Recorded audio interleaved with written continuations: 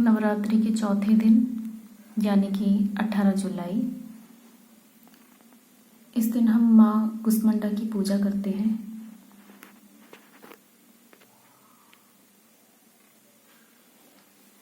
माँ कुष्मांडा को उनकी सृष्टि की रचना और समस्त ऊर्जा का स्रोत मानने के कारण पूजा की जाती है।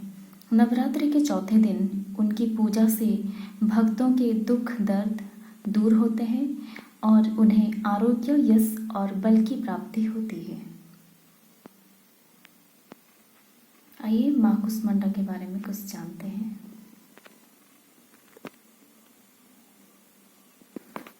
माँ दुर्गा जी के चौथे स्वरूप का नाम कुष्मांडा है। अपनी मंद हल्की हंसी द्वारा अंड अर्थात ब्रह्मांड को उत्पन्न करने के कारण इन्हें कुष्मांडा देवी के नाम से अभिहित किया गया है। जब सृष्टि का अस्तित्व नहीं था, चारों ओर अंधकार ही अंधकार परिव्यास था, तब इन्हीं देवी ने अपने इज्जत हास्य से ब्रह्मांड की रचना की थी। अतः यही सृष्टि की आदि स्वरूपा आदि शक्ति है। इनके पूर्व ब्रह्मांड का अस्तित्व था ही नहीं। इनका निवास सूर्य मंडल के भीतर के लोक में है। सूर्यलोक में निवास कर सकने की क्षमता और शक्ति केवल इन्हीं में है। इनकी शरीर की कांति और प्रभा भी सूर्य के समान ही दीप्यमान और भास्कर है। इनके तेज की तुलना इन्हीं से की जा सकती है। अन्य कोई भी देवी देवता इनके तेज और प्रभाव की समता नहीं कर सकते हैं। इन्हीं के तेज और प्रकाश में दसों दिशाओं में प्रकाशित हो रही है। ब्रह्मांड की सभी वस्तुओं और प्राणियों में अवस्थित तेज इन्हीं की छाया है।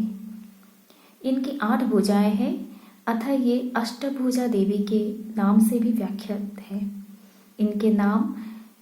इनके 7 हाथों में क्रमशः कमंडलु, धनुष, बाण, कमल, पुष्प, अमृत पूर्ण कलश, चक्र तथा गदा है। 8वें हाथ में सभी सिद्धियों और निधायों को देने वाली जपमाला है। इनका वाहन सिंह है। संस्कृत भाषा में कुष्मांडा कुंभडे को कहते हैं। वालियों में कुंभडे की बोली इन्हें सर्वाधिक प्रिय है। इस कारण से भी ये कुष्मांडा कही जाती है।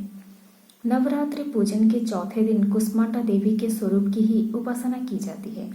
इस दिन साधक का नाम अनाहन चक्र में अवस्थित होता है, अतः इस दिन उसे अत्यंत पवित्र और अचंचल मन से कुष्मांडा देवी के स्वरूप को ध्यान रखकर पूजा उपासना कार्य में लगना चाहिए। हमें चाहिए कि हम शास्त्रों पुराणों में वर्णित विधि विधानों के अनुसार माँ दुर्गा की उपासना और भक्त के मार्ग पर अहिर्नित अग्रसर है।